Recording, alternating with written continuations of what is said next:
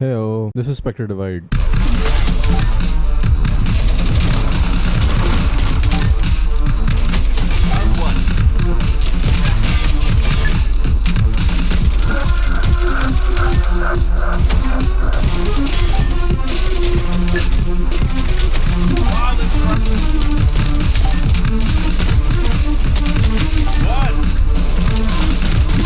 News has been dropped.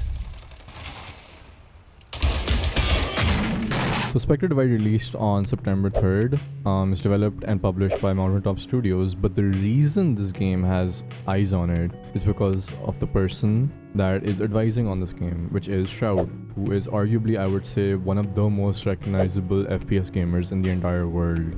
And despite having such a big name behind this game, I was curious why this game kind of fell under the radar, and so this small channel decided to check it out because you never know how long games last nowadays. And I very quickly learned why a lot of people are not covering this game. It's because no one's playing it. Like, look at that insane drop off in players. And there are some controversies attached to why this drop off did happen, but I'll address that later in the video because let's talk about the game first. So after spending a grand total of 7 minutes waiting for a game, I actually thought I wasn't gonna find a game. Like, the search queue was like broadening, it was further broadening, and before I could really clip that and how funny it was, I actually found a game. So the essential gimmick of this game is that you have the Spectre. So essentially you have two bodies playing in the game. At the start of each round, whether you're attacking or defending, you actually place a Spectre in your half.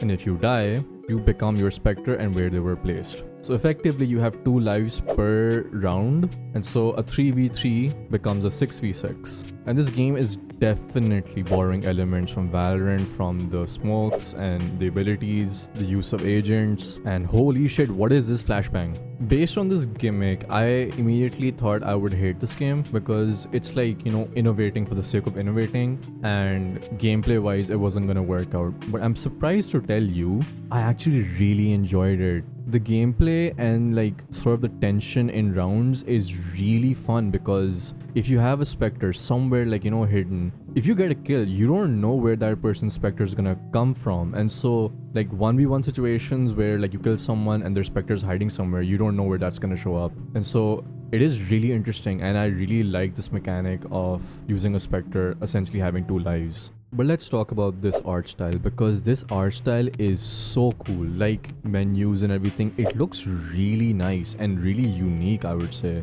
Like, I have not seen a competitive like first-person shooter game look like this. I will say, like, because of this art style, visibility is a bit of an issue while you're playing because everything is so vibrant and saturated. I thought I was pretty dumb for like not registering between my own teammates and the enemies until I went online, and a bunch of people have talked about how it is kind of difficult to see who's a teammate and who's an enemy. And the abilities do not help this art style. Like, it is so vibrant and it is so overstimulating, it actually hurts my eyes. Like, I was a huge fan of the art style, you know, hopping into the game, but soon when I started, you know, trying to get kills and actually play the game, it was quite bad. I think the guns are pretty decent. I actually really like that when you're buying guns, it actually gives you suggested loadouts because the loadouts are essentially in pairs because you have a Spectre. And so the suggested loadouts thing is really good for people who just don't want to, like, you know,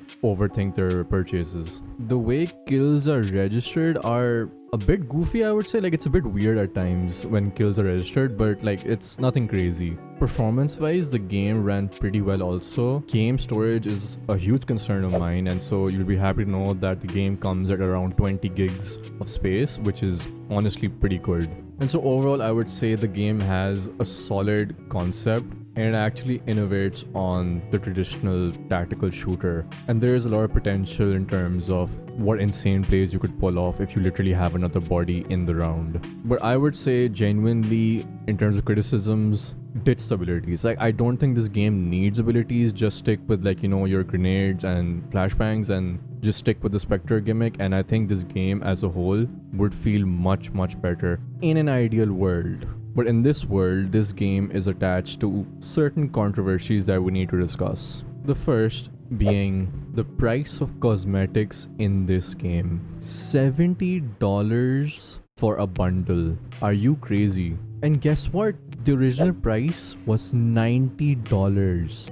These skins that you're looking at cost $70. Like, look, I haven't been a fan of Valorant and their pricing of cosmetics, but you know what? At least they look good. This is like they just slapped on a bunch of paint and they're done with it. Like, here you go, 4 guns for a game that's falling off. You might as well take $60, save yourself that $10 and go buy yourself a AAA game. There's also this weird comment that the Mountaintop CEO said, which says that they don't want to bring it to the Steam Deck because the Steam Deck is a cheating vector and that their anti-cheat systems may block it right now. Like, the game doesn't have enough players for there to be cheaters in it. And so in conclusion, honestly, I would say go try the game. I think the idea that they have is really cool, and I think just for the sake of trying it, go play the game. And I really hope if this game fails, someone does this idea justice, because I had a lot of fun playing the game